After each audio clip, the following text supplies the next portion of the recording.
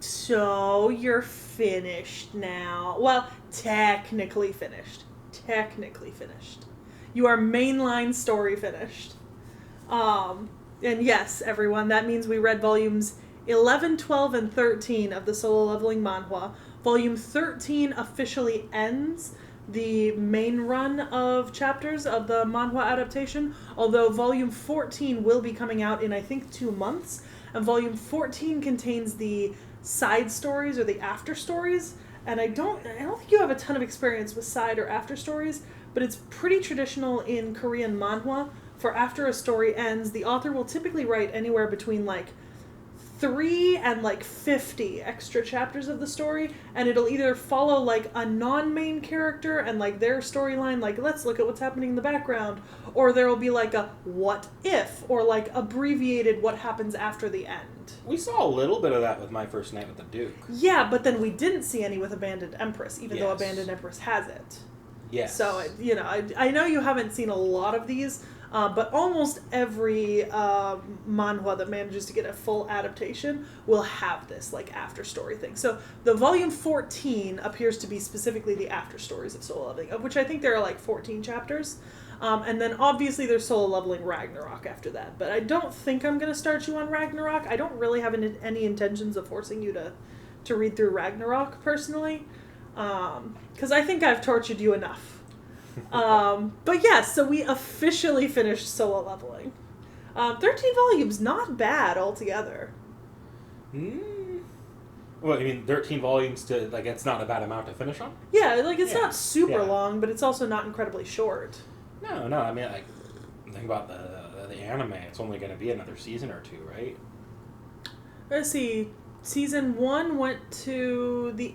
obviously, spoilers for the manhwa and anime at this point. The Season 1 ended with the Beru fight, which was Ant Island, which was... I mean, that was pretty far into the manhwa. That was a good, and Season 2 went all the way through Jeju Island, if I'm not wrong. Yeah, no, that was Season 1. Finished Jeju Island. Where did Season 2 end? You know what? I might have watched them all as one core. Yeah, I think you did. And I might be fucked up on where we ended. I think you did.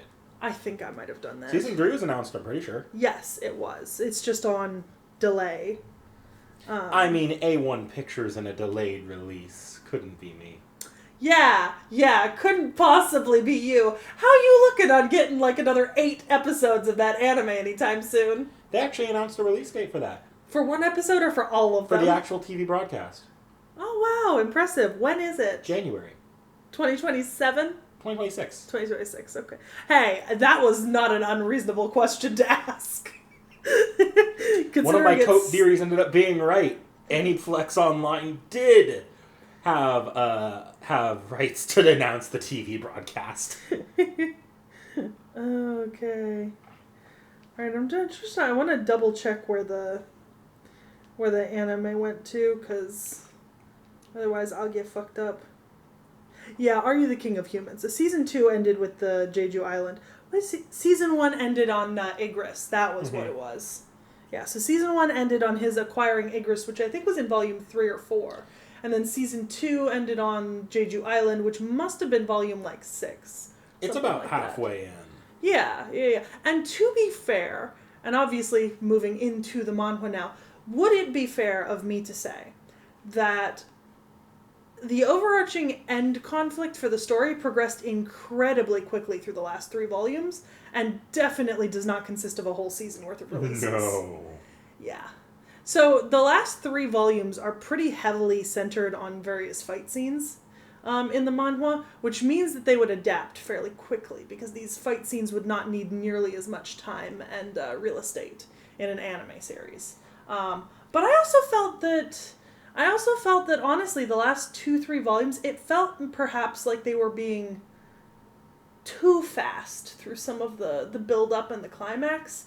I think we didn't get to sit with some things for long enough. I feel like the central conflict didn't really hold that much weight in these volumes.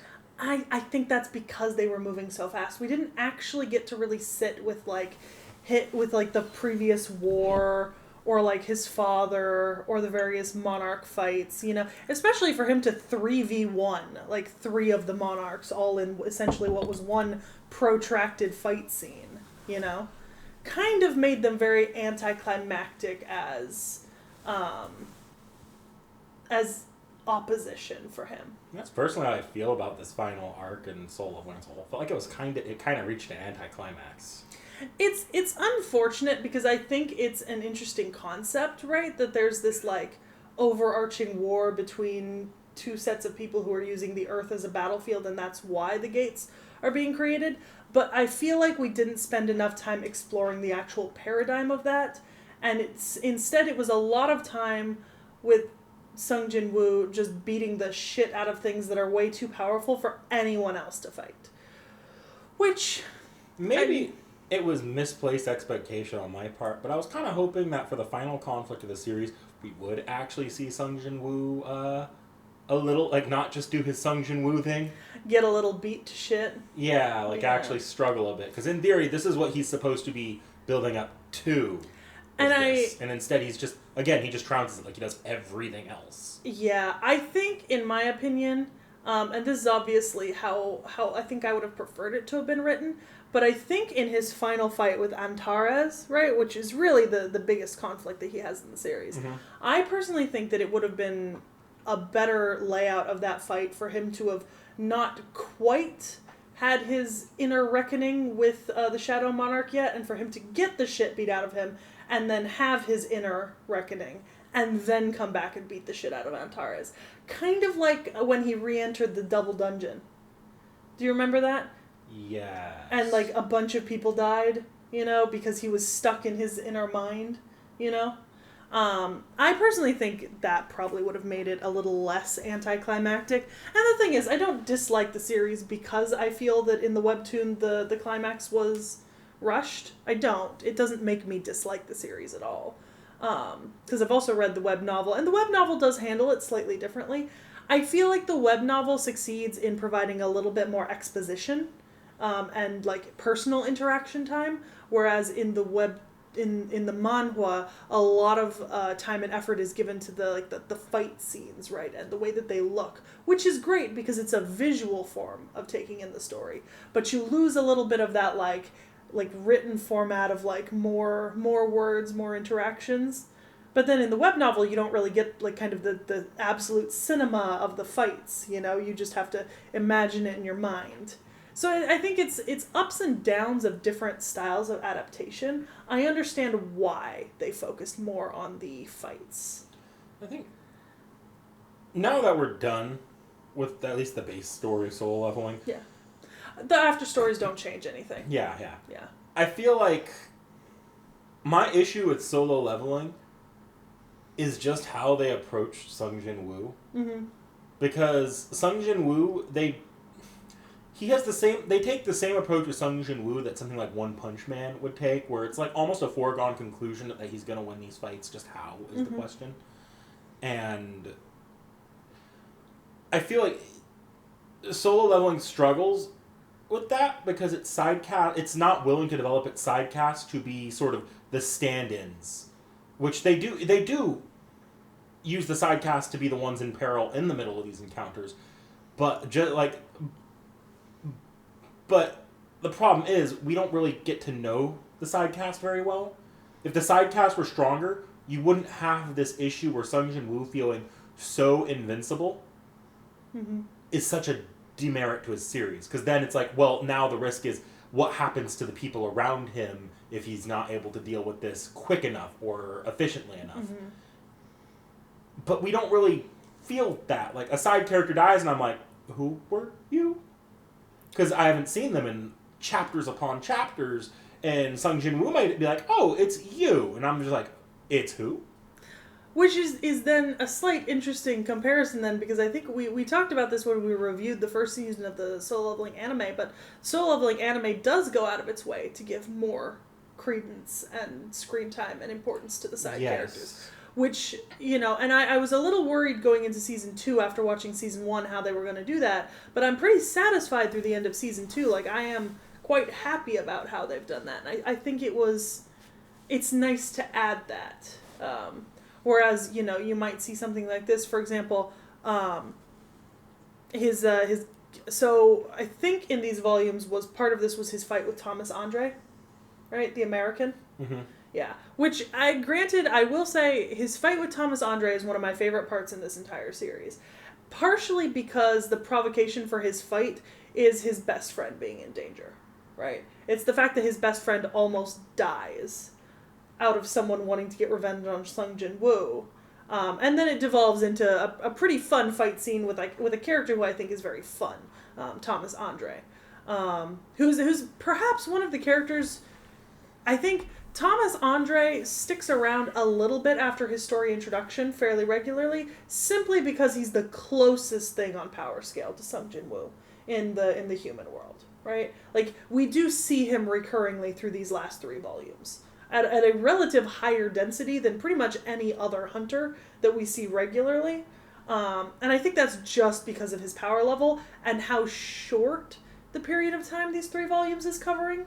Because it's not covering a long period in story. Like, this is a very short, brief chunk, just split up because of how many fights were in it and how great the fights looked. And don't get me wrong, the fights look fantastic. Like, the art was stunning, I don't think anyone can disagree with that. Yeah, the art in the series has been consistently great. Yeah. Art has never, ever been my issue with solo leveling. I wish that we'd focused a little bit more in the end on how Sung Jin Woo kind of... when he comes to terms with Ashbourne, he starts identifying them as being the same person. And remember, he's had that whole, mental block against traumatic things going, right, that was originally part of the system. I wish we'd gotten some sort of fulfillment about, so after he breaks the system, what happens to that mental block that was, repressing and holding him back from gaining any actual mental trauma. And then the fact that he's just identifying himself with Ashbourne as the same, are we still looking at Sung Jin Woo? Is this a different person altogether? Some kind of character development. Any kind. Please, I'm begging you. A character. Any character. Yeah. Don't get me wrong, I love my wish fulfillment power leveling fantasy. That does not stop me from understanding that my wish fulfillment power leveling fantasy is wish fulfillment power leveling fantasy. I think I think solo leveling has never clicked with me the same way it's clicked with you has always been that I've never needed literature or comics or anything like that for wish fulfillment fantasy. Because I've leaned more towards video games for that kind of thing. I'd much rather play a game where I can get busted as all hell, because then I'm actually the one feeling that the benefits of the over leveling. Mm-hmm. For something like solo leveling, I'm like, okay, that's another number on the screen. That's another thing he can do for the Wikipedia page.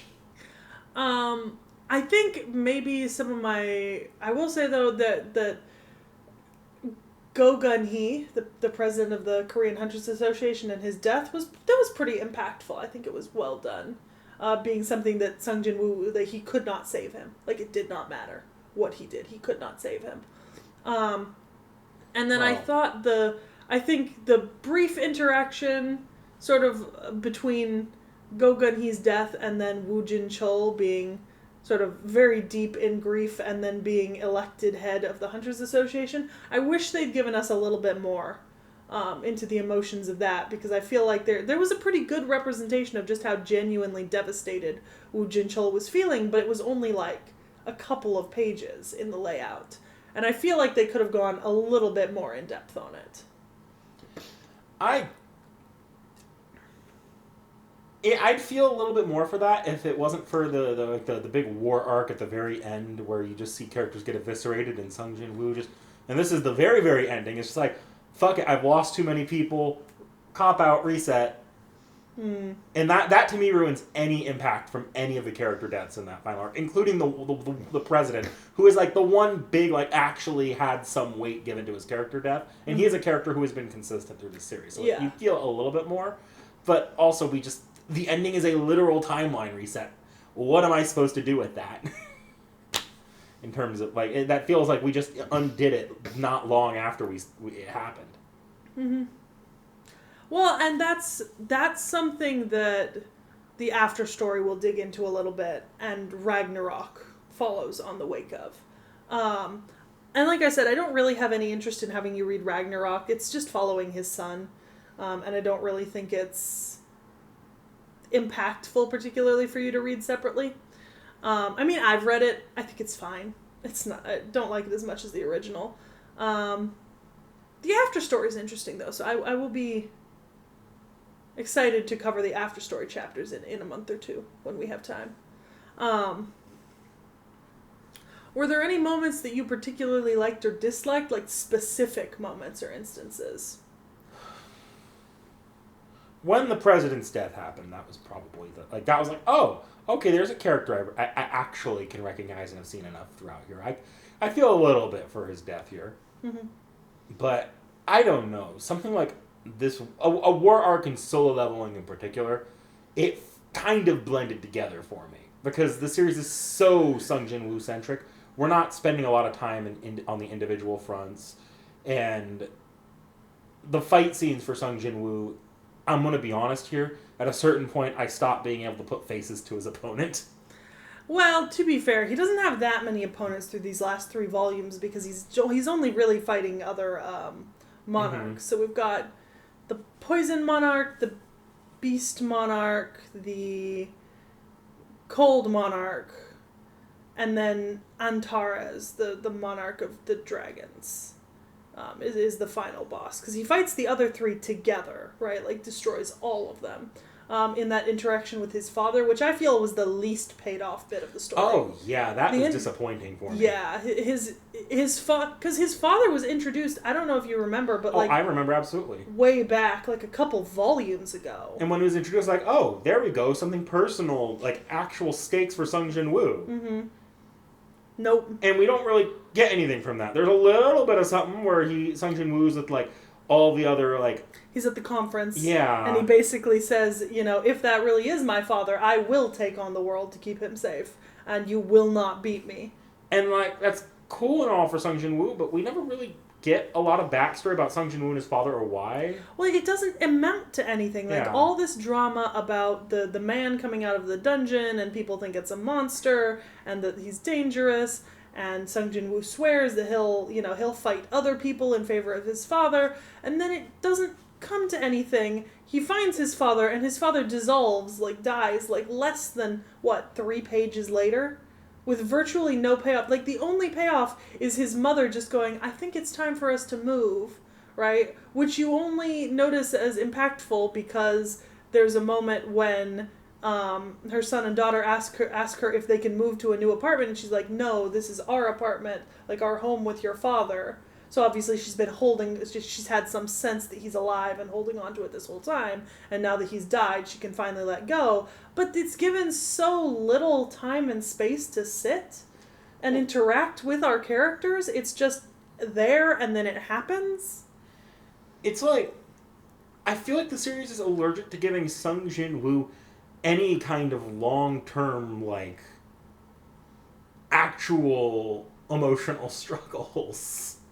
Because, anything they start building up, they immediately wipe away as they move into, the bigger issue.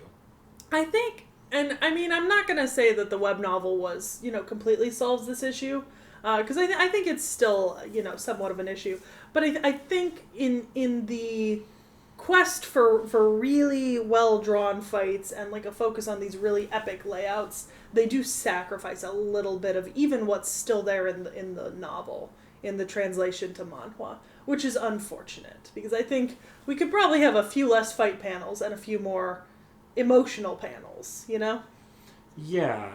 In a series like this, where it's not really in doubt that the main character is going to win any fight he's in. Mm-hmm. You do need the emotional stakes to be much higher than the series ever seemed interested in having it be. Yeah. But it's done now. Like, let's put it this way. There's almost never any worry in Fairy Tail, because it's mostly a children's series, Yeah. that the Fairy Tail Guild is going to make it out fine. They can kill the Guild Master all they want. That Guild Master is coming back. But they always make sure to give emotional stakes to the individual moments so that our main characters feel something when they happen. Mm-hmm. I never get the sense that the series was interested in giving Sung Jin Woo the ability to feel something when it happened. Even if we know he's going to win, I still wish he would have felt more, or shown more humanity, in at least in this type of series. Mm-hmm. Yeah. It's unfortunate. I still love the series, but it is unfortunate. I could see where they could have improved, like, a fair amount here. But then again, this is not, like, I've read a lot of these, and they all have pretty similar issues, you know?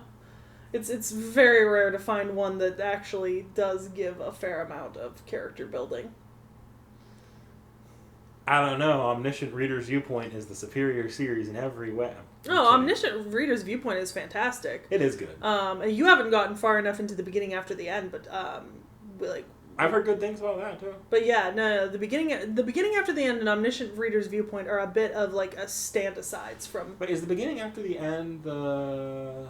I know there's You've another. read the first volume of it. Okay, that's not the.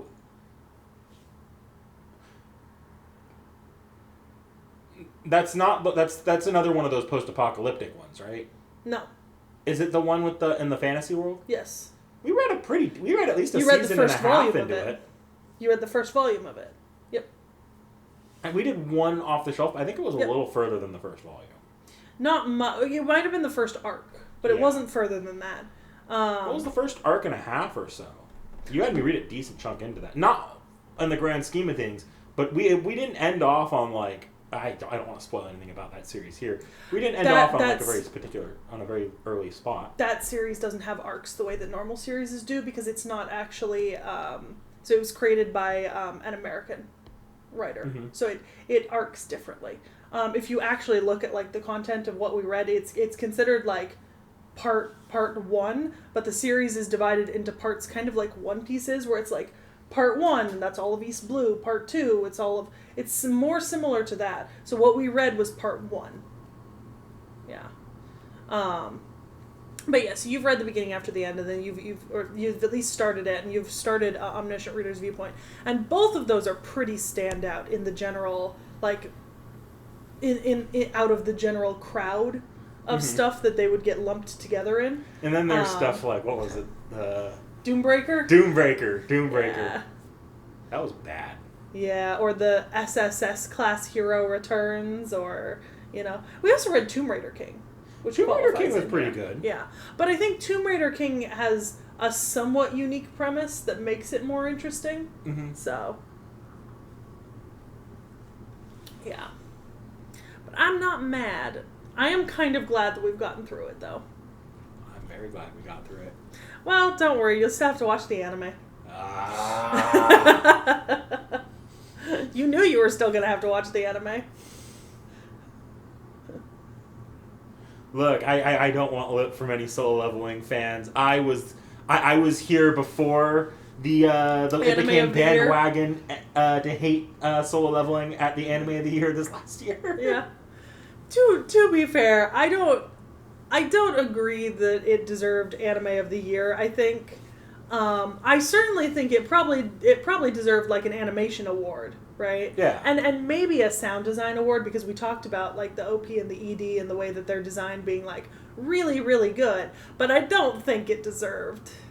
And this is coming from someone who loves Solo Leveling. I don't think it deserved Anime of the Year. It was competing against Freren. And Apothecary Diaries. Yeah, those were like two standout animes of like the last few years. And both of them have good animation and good sound design. Yeah. And then also good stories with a lot of character development.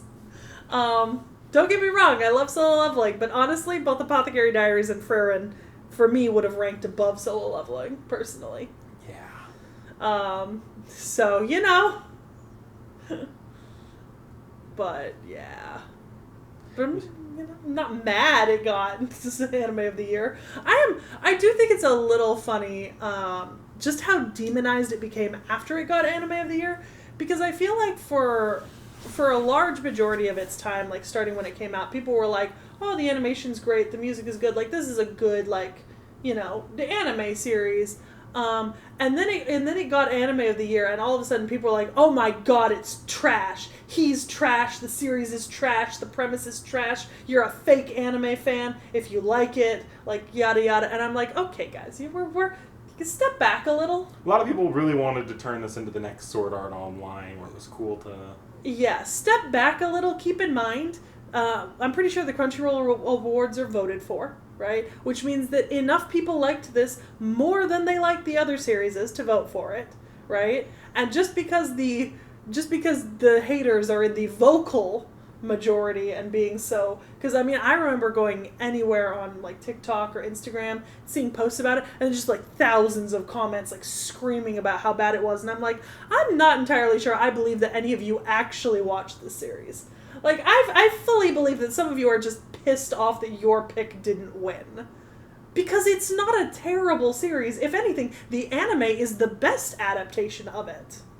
Look, it's not Solo Leveling's fault that it happened to be in the same year as Frere and Apothecary Diaries and Don. That is true. All very, very passionate fan bases. And keep in mind, y'all, these are awards that are voted for, So obviously there were a lot of people who really liked Solo Leveling, and maybe they liked it because it was the only one of those 5 series that they'd seen, and maybe they genuinely did like it better than some of those other series. Because I could see, like, somebody who really likes Solo Leveling might not necessarily be the type of person to like Apothecary Diaries. They're two very different series. So what we're saying here is Solo Leveling appeals to the lowest common denominator?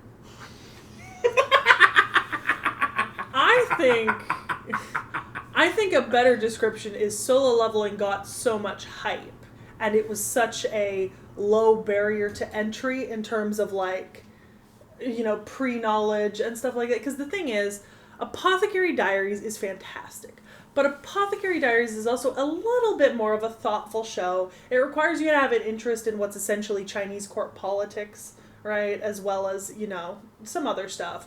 Freren is great, but Freren is almost a riff on a traditional fantasy. Like, it's not following a hero's journey. It's set after the fact, like, yada, and so on. And then you have Don, which is aggressively Japanese, both in anime tropes and in terms of culture. And also, it was a remake of Don.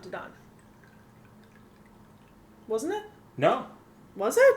No, Don's an ongoing Shonen Jump manga. Oh, was it? Yeah. Oh, I thought it was a remake. You're thinking of Dororo. That's what I'm thinking of. Or Durarara. Those are the series that, like, Durarara's not had a remake. Yeah, but those are the 3 series that are, like, their titles all sound similarly enough. Like, when Dororo came out, you're like, oh, Durarara. I was thinking of Dororo. And Don. Yeah. No, I was thinking of Dororo. See, I've never actually seen Don. You really liked, what was it? Like, it was an anime I didn't care for. Bakemonogatari. Yeah.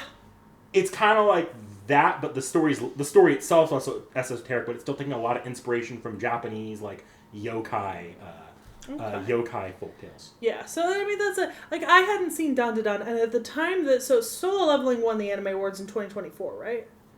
So at the time when it came out, I hadn't watched more than 3 episodes of Freren, right? Mm-hmm.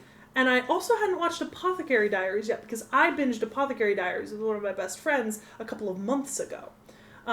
So, like, for example, if I had voted, and the thing is, I don't actually usually vote in the Crunchyroll Anime Awards. I miss them, and then I hear about it after, because I'm not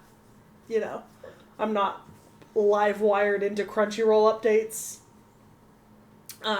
So, like, in theory, I mean, if I'd voted that year, I probably would have voted for Solo Leveling, just on the basis that was what I'd watched thus far. Yeah. So, yeah, maybe we, like, come back a couple of degrees from the level of hate. I'm sure there have been other controversial picks for Anime of the Year. I mean, the real issue at hand here is that there's just too many anime released each year for an award show like this to work. Because they only allow for, what, like 5 anime in the finals, I think?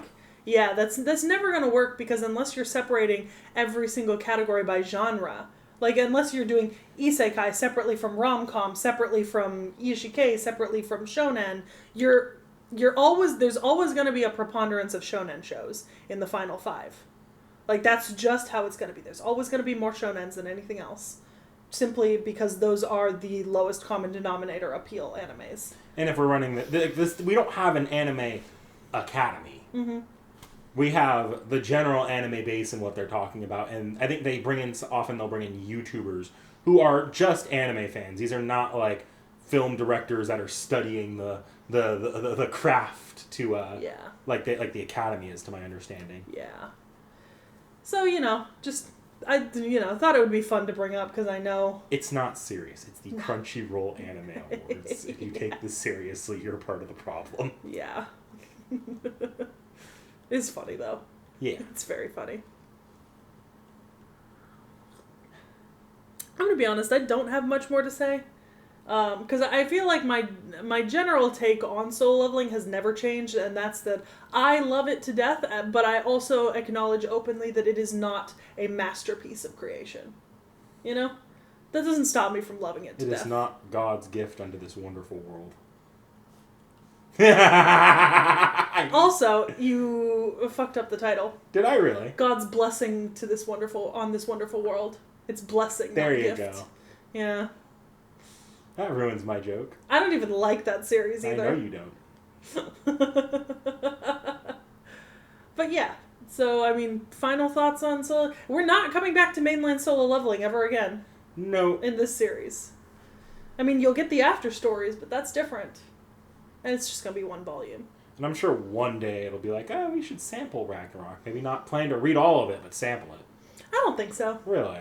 No. That bad? No, I just don't have any interest. I've got plenty of other things I'd like to show you, and I don't think that Ragnarok distinguishes itself as a unique enough series to deserve taking space from something that could actually be different and notable. Fair enough. Yeah, I don't really have much more to say. I mean, it's Solo Leveling. I feel like both of our opinions have been pretty consistent since at least Volume 2. Probably. Actually, you know what? 5 guesses to who he has a kid with. I don't think you'll need 5. It's that one woman who's like they show a little bit of extra of her in season 1 of the anime, and we get almost nothing with her in the manhwa, but she's there. Blonde with sword. Yeah. Yep. Yeah. Yep. That's it. This follows in the shonen tradition of not actually developing its female characters. Just this time I can't call it sexist because they didn't develop any of their characters, not even the main character. So, yeah. I can't be too mad about it. Yeah. Well, we'll see you next time with whatever's next on the book schedule. I have no clue. Neither of us do. That's part of the fun of it.